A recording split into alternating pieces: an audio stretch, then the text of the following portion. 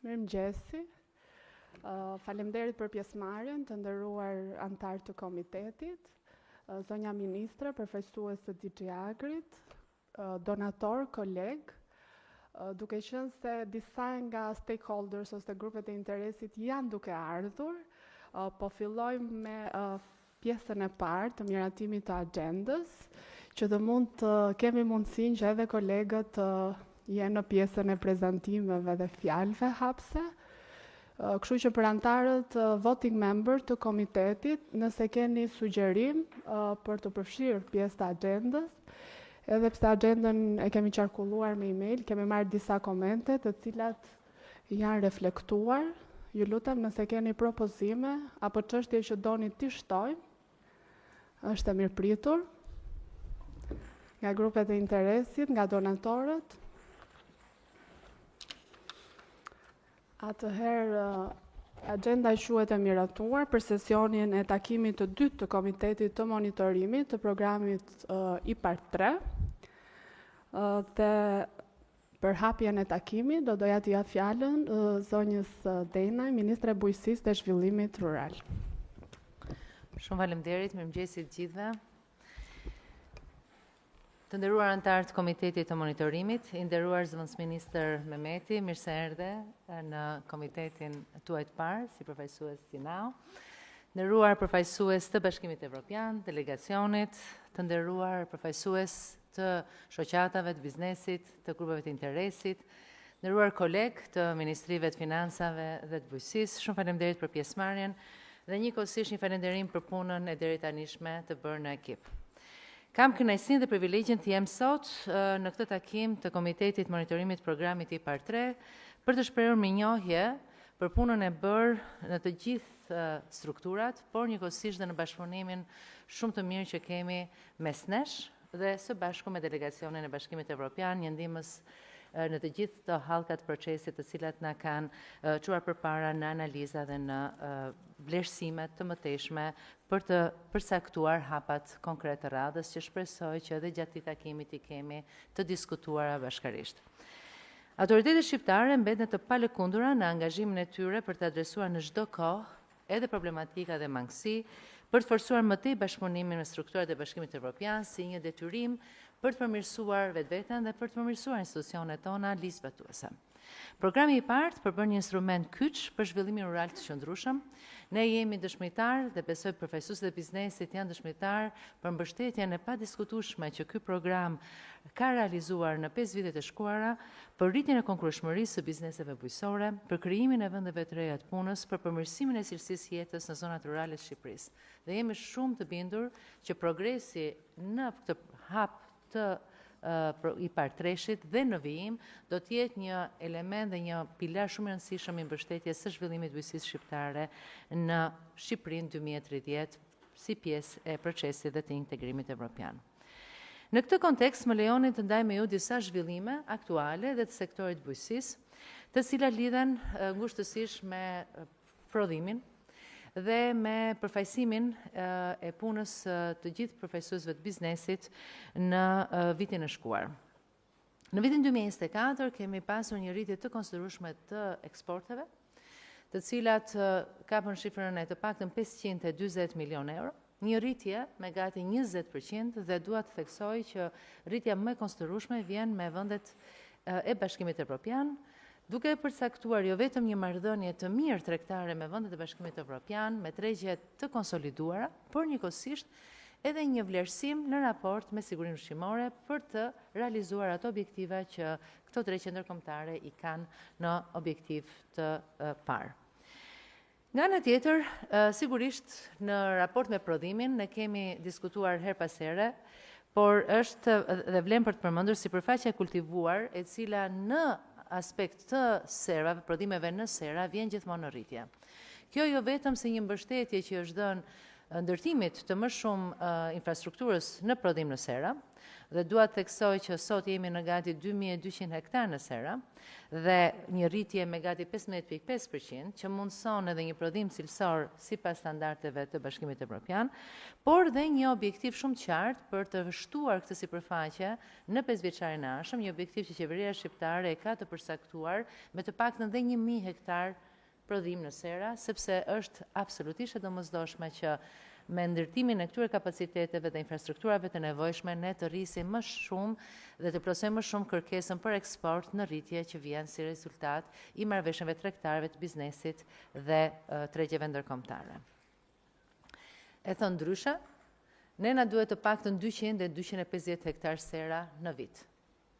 Dhe për këtë, për gjatë 2 viteve të shkuara, viti 2024, por edhe viti 2025, ne kemi pasur si një objektiv shumë qartë dhe unë dua të falenderoj në veçanti Ministrinë e Financave për mbështetjen buxhetore që i ka dhënë dhe Ministrisë së Bujqësisë dhe sigurisht edhe me angazhimin e drejtë për drejtë të zëvendës kryeministres dhe kryeministrit që fondet buxhetore në mbështetje të skemave të investimeve nuk i kanë munguar sektorit bujqësisë. Ajo më e fundit e tetorit të vitit të shkuar me një fond gati 15 milion euro për 2 vite, 2024-2025 dhe së bashku me Ministrinë e Bujqësisë dhe Ministrinë e Financave po bëjmë gati një program të dytë të skemës së investimeve 2025-2026 me një kërkesë buxhetore për 20 milion euro me shpresën që të përthithet në mënyrë të plotë nga bizneset të lidhura ngushtësisht në prodhimin e sera, rritjen e kapaciteteve të stabilimenteve të kafshëve, akvakulturës, mekanikës bujqësore, rrjetave anti-pressure apo kujdo investimin në teknologji që do të mbështeste edhe nevojën për të ruajtur sipërfaqet nga kërcënimet klimatike dhe agroturizmin dhe agropërpunimin. Sigurisht, rritja e turizmit në Shqipëri është një fakt, e cila nga ana tjetër shton një presion në të dy drejtimet. Shton një presion për të prodhuar më shumë për konsum të brendshëm dhe për të zvendësuar ofertën ushqimore në raport me atë të importit me produkte cilësore shqiptare, të cilat të prodhuara në vend do duhet patjetër të rrisin konkurshmërinë për të qenë konkurruese në raport me çmim, por duhet absolutisht të rrisin dhe cilësinë në mënyrë që të garantojnë në mënyrë të padiskutueshme shëndetin e qytetarëve. E rëndësishme vlen për të theksuar fakti që në aspekt të kësaj të fundit, agroturizmi ruan një vlerë të konsiderueshme në zhvillimin dhe potencialin edhe të farës autoktone dhe të kulturës dhe të traditës shqiptare, duke vendosur agroturizmin si një piket rëndësishme të zhvillimit dhe të bujqësisë, asaj tradicionale. Ju besoj e dini që ne kemi ndërmarrë në muajin mars të këtij viti një ligj dhe kemi aprovuar në Parlamentin e Shqipërisë një ligj të rëndësishëm, ai që lidhet me paketën e maleve, për të ndihmuar zhvillimin e bujqësisë dhe të agroturizmit në të gjitha zonat për të cilat përcaktohet në këtë projektligj. Aktet në ligjore janë duke përgatitur dhe besoj që brenda kurrikut janë të vlefshme për të gjithë bizneset të cilat do të aplikojnë brenda paketës maleve. Për të gjithë pjesëmarrësit në këtë tryezë, të cilët mbase nuk e kanë njohurinë për çfarë bëhet fjalë në paketën e maleve, më lejoni të marr vetëm 2 minuta ndërkohë që mblidhen të gjithë përfaqësuesit e biznesit për të theksuar 2 elementë rëndësishëm të kësaj pakete. Së pari, aspektin ligjor, duke ditur shumë mirë që Shqipëria ka çështje të mbartura në vite për sa i takon procesit të pronësisë së tokës dhe aty ku ky proces nuk ka mbivënie, aty ku nuk ka konflikte, nevoja imediate e biznesit ka qenë për të pasur një zgjidhje të menjëhershme, që të ketë mundësi që së bashku me gjithë paketën e mbështetjes financiare të vënë nga Ministria e Financave, Bujqësisë apo IPART të zhvillojë këto infrastruktura. E në këtë frym, paketa e maleve nuk kupton që aty ku pronësia e tokës në bashkërendim me të gjithë kufitarët ka një qartësi për Këshillin Bashkiak të Bashkisë ku është përgjegjëse, atëherë do të merret me €1 me vendim të Këshillit Bashkiak. Kjo i mundson një dokument pronësie kujdo biznesi që është duke zhvilluar në të ardhmen ëndrrën në familjen e tij, në tokën e tij, në zonat malore. Së dytë dhe shumë e rëndësishme është që të 500 aplikimet e para, dhe nuk flasim këtu vetëm për agroturizëm, po flasim edhe për stabilimentet e kafshëve, apo të marrëdhëniet të kafshëve, apo struktura tjera bujqësore, 500 kërkesat e para do të kenë 10 vite taksa të reduktuara apo ndryshe zero taksa për aplikime në mënyrë që të ketë një dinamizëm të zonave rurale. Pse zonat rurale? Se besoj këtu edhe duke marrë shkas nga prezenca edhe e përfaqësuesit shoqatës agroturizmit, ne besojmë që agroturizmi është një nukël i rëndësishëm i krijimit të vlerës jo vetëm ekonomike, por dhe sociale. Një agroturizëm sot mesatarisht kontribon në të paktën 22 familje të lidhura drejt për drejt dhe 11 hektar që kontribojnë në mënyrë të drejt për drejt me një agroturizëm sot. Kështu që është një element shumë i rëndësishëm për të dinamizuar, për të rivitalizuar jetën në fshat dhe për të rritur dhe më shumë kohezionin ekonomik dhe social, ku 50% janë të rinj të punësuar dhe 75% janë gra. Për të vazhduar më tej me çështjen dhe objektivat e rëndësishëm për të cilët ne sot jemi mbledhur në Komitetin e Monitorimit të Programit i parë Tresh dhe më gjërë, më lejoni të theksoj që është shumë e rëndësishme faza në cilën gjithë Republika e Shqipërisë, të gjithë ministrit, të gjithë grupet negociatore janë duke ndjekur. Ne jemi në një proces shumë të rëndësishëm në hapjen e kapitujve dhe në objektive shumë të qartë për të mbyllur kapitujt për të cilat kemi marrë angazhim deri në 2027.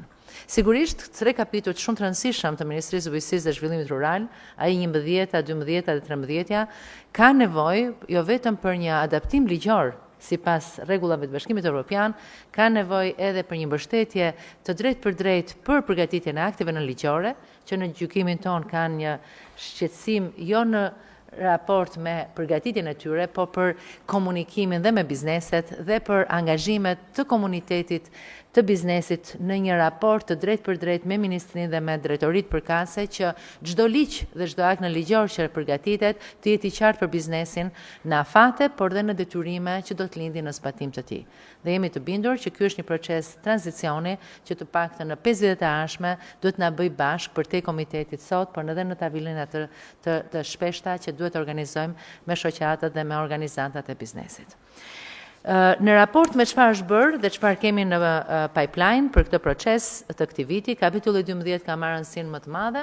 Jemi aktualisht në datën 26 qershor në aprovim parlament për 2 ligje të rëndësishme, shëndeti i kafshëve dhe i bimëve, dhe kemi konkluduar brenda muajit qershor detyrat së brendshme për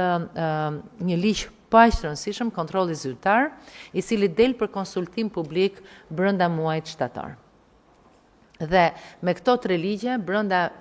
kapitullit 12 dhe brenda dhe një mbështetje shumë të rëndësishme të Bashkimit Evropian me një projekt të rëndësishëm për kapitullin 12, dua t'ju falenderoj posaçërisht,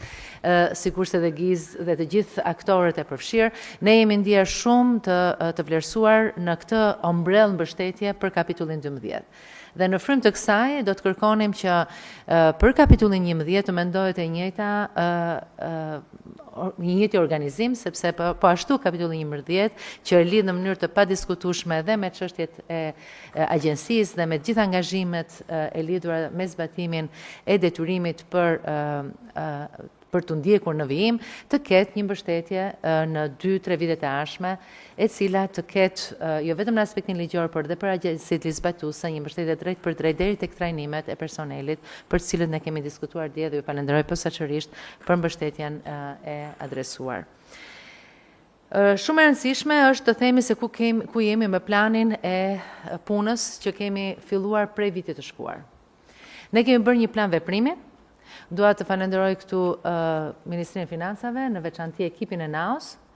Dua të falenderoj agjencitë e autoritetit auditues, të cilët kanë qenë kontribues në diskutime të frytshme për të përmirësuar edhe për të mësuar, ndoshta edhe nga proceset të mëparshme që duhet të adresohen në mënyrë të ndjeshme.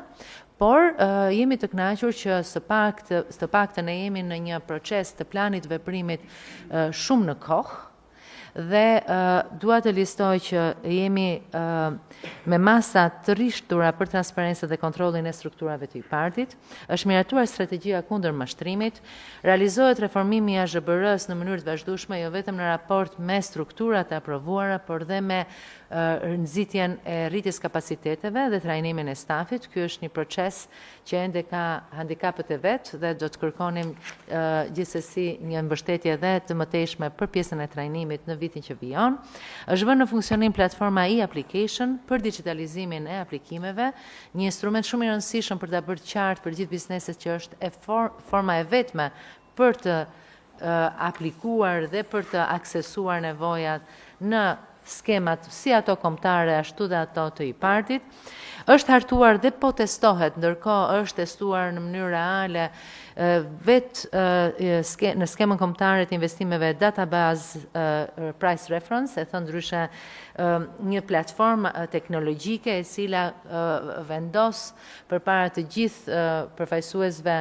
në vendimarrje çmimet referencë të produkteve për investime dhe për të cilën sigurisht AZBR-ja ka një rol të veçantë në vendimarrjen e mëtejshme të rritjes së kapaciteteve të kësaj platforme të IT-s. Po ndiqen masa ligjore për projektet me parregullsi. Ju dua të theksoj që ne prej vitit kaluar kemi një proces të ndjekur jo vetëm në raport me 16 raste të adresuara për kthim fondesh, por kemi dhe parregullsi të cilat janë adresuara në një numër të konsiderueshëm, gati 42, për të mundësuar një vlerësim real të nevojës për plotësimin e plot të kuadrit të parregullsive në Audit Authority dhe në AZBR. Dhe këto, thënë ndryshe, janë procese për cilat ne kemi arritur dhe në diskutime me përfaqësuesit e biznesit dhe mendojmë që ka nevojë të shtuar për të rritur komunikimin, transparencën dhe komunikimin para çdo aplikimi edhe në faqen tonë zyrtare për të qenë sa më të hapur dhe transparent për gjithë hapat që do të pasojnë. Së fundmi, në raport me çfarë është next, besojmë që neve objektivin e kemi shumë qartë, i-partreshin. I-partreshi është një objektiv që për të gjithë përfaqësuesit e biznesit është shumë i mirëpritur. Për të skemave kombëtare, ne e dim shumë mirë që skemat kombëtare janë aty për momente kalimtare, janë aty për kërkesa që nuk mbështeten nga masat e i-partreshit në vijim, por kemi një angazhim të gjithë në këtë tryez, por dhe përtej, për të bërë të mundur që jo vetëm detyrat institucionale të jenë të plota, por njëkohësisht dhe në frym të i-partreshit të kemi sa më shpejt përgatitjen e të gjithë paketës së masave që në momentin e duhur, kur të jetë e përcaktuar edhe nga delegacioni dhe nga komisioni dhe nga DG Agrit, jemi gati për të aplikuar për të gjitha masat dhe për të vijuar një program i cili do të kërkoj një gatishmëri të gjithë bizneseve për të përfituar sa më shumë këto fonde për një bujqësi moderne, një bujqësi brenda të gjitha kushteve që kërkon Bashkimi Evropian, tashmë që marrëdhëniet tregtare, siç e thash pak më parë, janë të konsoliduar në një marrëdhënie që rritet çdo vit dhe treguesi i eksporteve e ka këtë të përcaktuar për gjatë 2023-2024 shumë qartë në rritjen e këtyre treguesve. Unë ju uroj një ditë të mbar dhe diskutime të frytshme dhe shpresoj që të kemi rekomandimet e duhura edhe nga DG Agri. Në fund një falënderim për të gjithë ekipin tuaj, i cili ka qenë për gjatë 2 viteve të shkuara një mbështetje për të gjetur dhe ne gjithë problematikat të cilat duhet të adresohen dhe shpresoj që ky bashkëpunim të vijojë për gjatë gjithë rrugtimit dhe shpresoj edhe me i-partreshin. Shumë faleminderit. Faleminderit zonja ministre për fjalën tuaj dhe inkurajimin në këtë proces. Pa humbur kohë doja t'ja jap fjalën zotit Frank Bollen, drejtues i njësisë së DG Agrit për programin i-part dhe vendet aderuese në BE, Komisioni Evropian. Okay, thank you, Chair. Thank you, Eranda, and thank you, Minister, and also good morning, of course, to the Deputy Minister and to all the members of the Monitoring Committee here today. As usual, I'm here with Sigor Rutkovskis, who is our Program Manager for the IPAR program in Albania, and of course also with Laszlo and Andrea from the EU delegation here in Tirana. As you all know, the implementation of the IPAR 3 program has not yet started, but still, as you can see on the screen, we see this second monitoring committee of the IPAR 3 program today as a kind of symbolic step towards turning the page, in the sense that hopefully rather soon a new successful chapter of the IPAR implementation in Albania will open up. On the IPAR program and the IPAR support in Albania, and of course following the findings of the European Anti-Fraud Office, you know, and I have explained to you on previous occasions, you know the position of the European Commission, and so I will just repeat what I have said on previous occasions. And first of all, that means, of course, that as representatives of the European Commission, we cannot comment in detail, and we will not comment in detail here in the frame of the Monitoring Committee on the follow-up of the findings of the European Anti-Fraud Office. But of course, as the Minister also said, there is an ongoing process of discussions between the authorities and us, and of course we all want here to find the right solutions that have to be, let's say, taken to address the shortcomings and issues that were found by the European Anti-Fraud Office. In this context, the Minister has also referred to the action plan that is being implemented by the Albanian authorities. And in this context, we very much welcomed the decision last year to go for a forensic audit, an external audit, which is currently being conducted. And I think we all, together with the Albanian colleagues, look forward to the outcome of this audit. And especially, we look forward to the follow-up to the findings of this audit.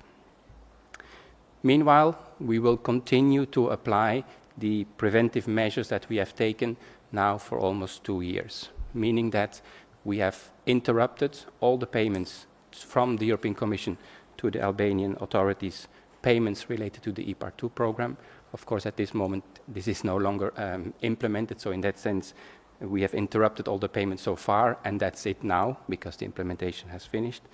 But we have also put on hold the start, if you like, of the implementations of any of the measures under the IPAR 3 program. In the jargon, we call this the entrustment, and of course this decision to put this on hold continues to apply until further notice.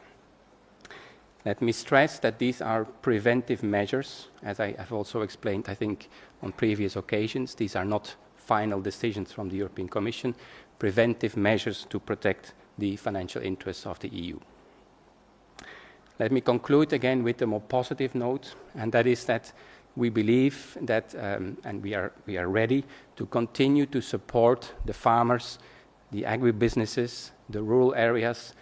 in this country, in Albania, in the future, as long as and provided that we can see that this support can be implemented correctly and can be implemented in respect of all the principles of sound financial management. I will stop here. We look forward to the discussions that we will have this morning in the Monitoring Committee. And as always, we would more than welcome any comments, questions, or points you want to raise, and so that we can all discuss this here in the course of this committee today. Thank you very much. Faleminderit zoti Bollën. Në vijim, fjala për zotin Andrea Ferrero, delegacioni I Bashkimit Evropian në Tiranë. Faleminderit. Thank you, Honorable Minister and representative of the government and all actors involved in the development of the agriculture, food safety and fishery sectors in Albania. Good morning. I'm delighted here to be this second monitoring committee of IPARD. As my colleague Frank rightly said, this is a good symbolic step to say that we are not sleeping, but we are all interested in the development of IPARD as a program in general to the support of the agricultural sector. This is really a pivotal moment for Albania process of accession to the EU. there have been the opening of 3 clusters and 4 clusters, sorry, and 2 are on the way, notably cluster 4 on environment and cluster 5, which is the one that is more concerning us today, which is agriculture, food safety, fishery, and regional development. For cluster 5, we will be hoping to receive the negotiation position from Albania very soon, so that the cluster can be opened during the course of the second semester of this year, so that all the cluster will be in cruise speed for the target of closing all the chapters by the end of 2027. Also, there were the elections, and so we hope that now the moment of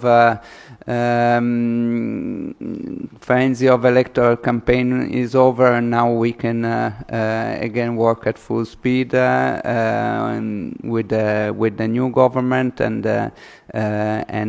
new impetus on the process of reform towards accession. One thing that is